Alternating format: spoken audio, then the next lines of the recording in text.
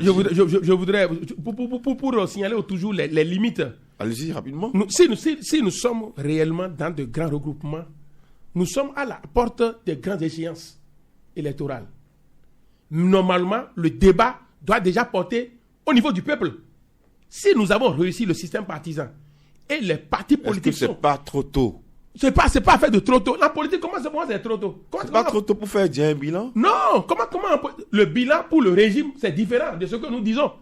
Le bilan du régime en place est différent de ce que nous disons. Ici, nous sommes sur un terrain politique. Le fait qu'il y ait silence par rapport à ceux-là qui doivent être des en 2026, nous avons des élections couplées.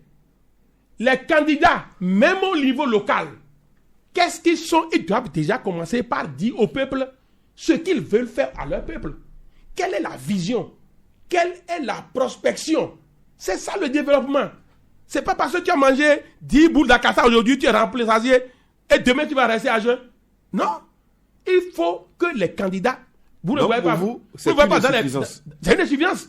À là où nous sommes, si nos partis politiques sont vraiment indépendants, allez-y. Si nos partis sont vraiment indépendants, à là où nous sommes là, le débat doit être déjà levé. On doit d'abord savoir comment déjà les primaires, les choses doivent se dessiner. Mais vous les voyez, ils sont cloîtrés là, et puis bon, ça dit, on attend le top. On attend le top de qui? Ok, on va écouter. Dans les partis politiques. Oui, on va écouter les amis auditeurs, ils sont sur cette émission. Bonjour à l'intervenant, au premier intervenant sur l'émission d'Équipta. Bonjour à vous. Bonjour, Wilfried Awassou. Bonjour à vous. Zachary Egoulé. Nous vous écoutons, monsieur Egouleti. Wilfried Awassou. Oui. Je vais saluer ton invité. Wilfried Awassou. Oui.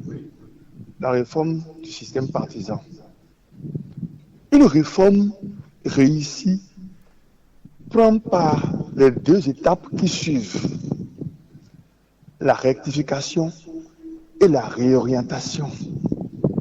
Est-ce que cette réforme dont on parle est passée par la rectification et la réorientation? Que dis-je? Est-ce que ça a été consensuel? C'est de ça qu'il s'agit. Le financement, tu suis la genèse des partis politiques. Il a déjà développé un peu. Tu as vu, non? C'est des regroupements, c'est des regroupements autour des chefs d'État. C'est ça. Et l'argent, les intérêts du moment. Et quand ça se passe comme ça, le financement se regarde. Il y a vu, non? Des partis politiques sont déjà morts, hein, de leur propre mort. Et c'est comme ça que ça va se passer, même avec ce que nous parlons de la réforme du système partisan. Tu sais pourquoi? Le financement, c'est une réforme forcée. Ce n'est pas les acteurs consensuels, les acteurs politiques qui se sont retrouvés pour faire cette réforme-là. C'est une réforme imposée. Le financement, vous parlez de grands regroupements, c'est faux. Il n'y a aucun, c'est de la façade. Le financement, au sortir des législatives de 2019, nous avons une assemblée monocolore de 83 députés. Et 83 députés, le même parti que dit la même mouvance, à 83 députés, 111 maires. Et c'est ceux-là qui sont supposés les grands électeurs. Et regardez en 2021 ce qui s'est passé. C'est de la façade. C'est des faux regroupements. C'est le peuple qui vote. On n'a pas pu jusque-là faire des élections transparentes pour que les vrais candidats puissent participer. Et c'est ce qui va se passer encore. C'est ce que nous attendons de voir parce que c'est un échec en 2021 et l'échec se présente encore pour 2026. Tu sais pourquoi? Regarde jusqu'à aujourd'hui là. Ceux qui promeuvent la réforme du système partisan, regarde dans leur sein. Il n'y a aucune dynamique sérieuse pour sortir un candidat. Et jusque-là, tout le monde se patiente, les gens se regardent en chien de faïence. Donc, une réforme du système partisan. Nous sommes au début, non? Non, oui, mais les mêmes causes produiront les mêmes effets.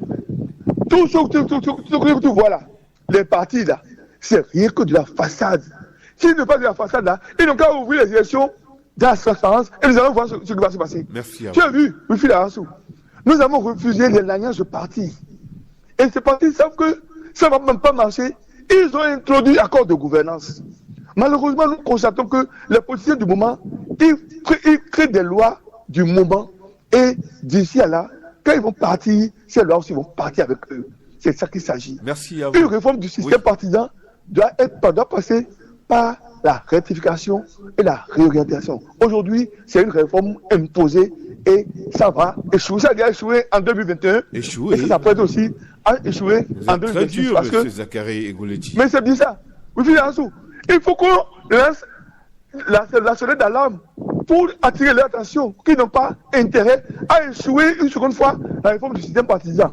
En 2006, nous souhaitons que réellement le candidat qui sera élu soit membre actif d'un parti politique. C'est ça, c'est ça.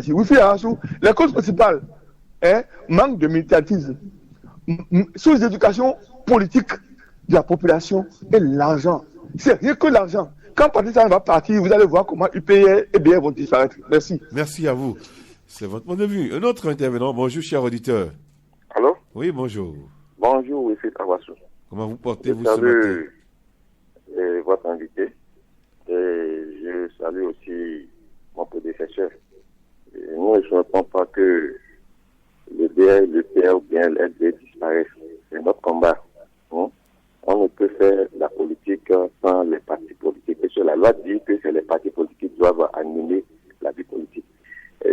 Pour le sujet d'aujourd'hui, moi, je remercie d'abord le patriarche Amozo Bruno, parce que il tirait notre attention sur ça, que c'était une erreur que pas les partis politiques qui arrivent à conquérir le pouvoir.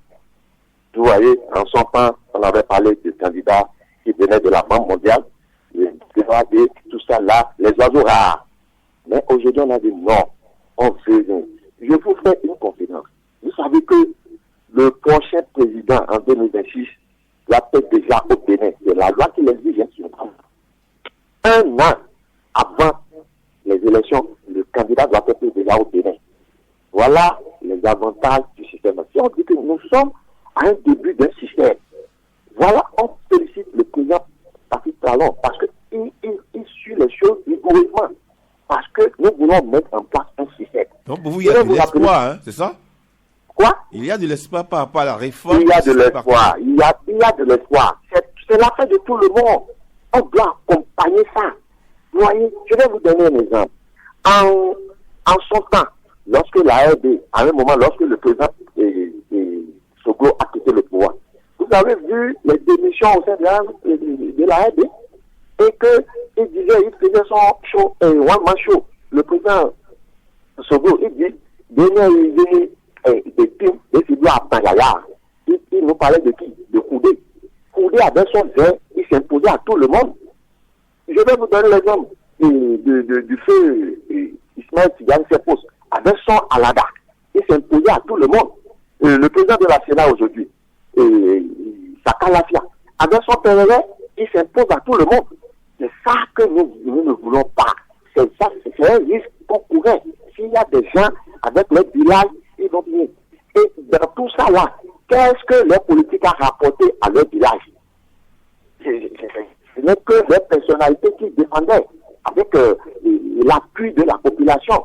Et après, on va leur partager 2005, non, ce n'est pas ça. Le système partisan aujourd'hui, qu'est-ce que ça veut? Ça, c'est pour aujourd'hui, maintenant, on ne voit personne sur le terrain comme candidat. Et tout le monde est acquis les yeux. Parce que si c'était l'ancien système, on allait déjà former des groupes pour aller gruger les gens, soit disant qu'on veut les supporter. Ce qui est faux. Vous voyez, aujourd'hui, c'est vrai, à un an des élections, on doit déjà connaître l'homme qui veut porter le flambeau de chacun. Mais je sais que du côté de la mouvance, ce n'est pas maintenant qu'ils vont choisir les candidats. Hein. Le candidat, il veut conserver le pouvoir. Il doit déjà préparer la relève. C'est au sein de l'opposition maintenant qui peut dire oui et donc non. Donc quand je salue votre invité, c'est ça. Nous devons accompagner. On doit faire la prière pour que le système marche. Mais dit que le BR va disparaître, le PR va disparaître. Non, ça ne doit pas être notre souhait. Ça ne doit pas être notre prière. Il faut que ça marche pour que ça contrôle son compte. Parce que avec la politique, vous voyez, on envoie les gens à l'Assemblée, ils vont manger de l'arachide, on va montrer. Ça veut dire qu'ils nous nadaient. Et on a connu des députés tamtameurs, ce qui n'est pas normal. Maintenant, chacun saura ce qui lui revient, ce qu'il faut faire pour défendre l'intérêt général, l'intérêt de la République. Je vous remercie, bonne journée à vous. Merci à vous, Achiro Aruna. Un autre intervenant. Bonjour, cher auditeur, oui. Oui, monsieur Wilfried Afaso, bonjour. Bonjour. Sébastien Nyorossou est mon nom. Sébastien Nyorossou, nous vous écoutons. Je salue votre invité, monsieur Jérôme. Quand j'entends Jérôme, je pense à Jérôme, le fait Jérôme Carlos. C'est Jérôme Kakpo. Chaque fois quand vous prononcez le nom Jérôme, je pense au patriarche, père à son ami. Sur la réforme du système partisan au Bénin, ce n'est pas encore ça. C'est du faux et du bluff. Oui, ils ont voulu les grands regroupements, mais ce n'est pas encore ça. Les regroupements dans le pays aujourd'hui sont des regroupements d'hypocrisie. Ayons le courage de le dire. Et c'est du foutu, c'est du forcing. D'autres sont dedans, sont forcés à rester dedans pour avoir la paix au pays. Et c'est là tout le monde applaudit. Et ces partis ont tous, et ceux de la mouvance, les partis de la mouvance ont tous quelqu'un qui décide à la place de ces partis. Et il y a des noyaux qui décident à la tête des autres. Est-ce que vous avez vu là où ils ont fait élection pour désigner le professeur Djogbenou pour qu'il devienne le président de l'UPR? C'est un jour, il est sorti de la cour, il a pris la place du patriarche Bruno Amosso devenu président. Vous avez vu l'élection, c'est une question que je vais poser à votre invité, qu'il a vu là où il a fait élection. Aboura Dios Chané, à la tête du BR, vous avez vu une élection, ces deux partis ont tous un propriétaire. Il y a parfois des jeux de coulisses, hein. C'est des jeux de coulisses. Il y a des jeux de coulisses qui ne sont pas forcément dévoilés. La démocratie, oui. Pour désigner, si le parti n'a pas un propriétaire, pour désigner une personne à la tête de ce parti, ça doit être une élection au vu et aussi de tout le monde. Et tous les membres du parti vont participer. Et c'est ce qu'eux veulent qui sera président. Mais ces personnalités ne sont pas contestées, non? Vous avez dit? Ces personnalités ne sont pas contestées. Jusqu'à présent. Ça veut dire que je dis que c'est de l'hypocrisie. Ils ne sont pas d'accord, mais ils ne peuvent rien dire. Pour aller aux élections législatives passées, vous avez vu là où ils ont fait des élections primaires pour désigner les candidats dans les circonscriptions, dans les communes. Est-ce que c'est ce que nous voyons ailleurs? Ils nous disent quoi? Pour les partis LD, pourtant, là, ils ont essayé de faire une élection de désigner quelqu'un. Mais ça fait que aussi là, il y a des noyaux. Il n'y a pas d'hypocrisie là-bas aussi? Il y a de l'hypocrisie. Ah, d'accord. Parce qu'eux, ils n'ont plus d'autre part. Ils sont obligés de rester là.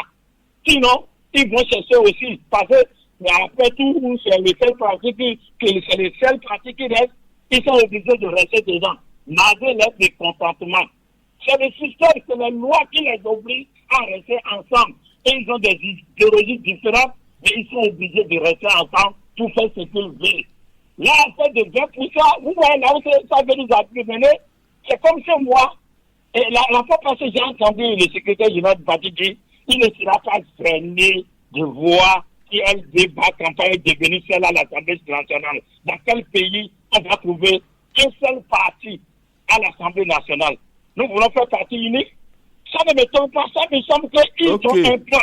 Puisque la fois passée, ils ont fait réunion avec les Chinois et comment ils font avec leur parti unique là-bas. Eh bien, écoutez bien, analysez bien. Mais ce qui intéresse le peuple, c'est le paix et la paix qui nous amène la paix au Bénin. Ok. Bon vendredi. Merci à vous. Retour dans le studio parce que je n'ai qu'une minute et demie. Monsieur Jérôme Kakpo. Merci. Vous avez aussi pris tout le temps. Hein? Oui, merci, éminent journaliste. J'ai une minute et demie. Oui, je remercie les intervenants. Et ça montre le niveau très haut du débat. Et ce que nous allons souhaiter pour notre pays.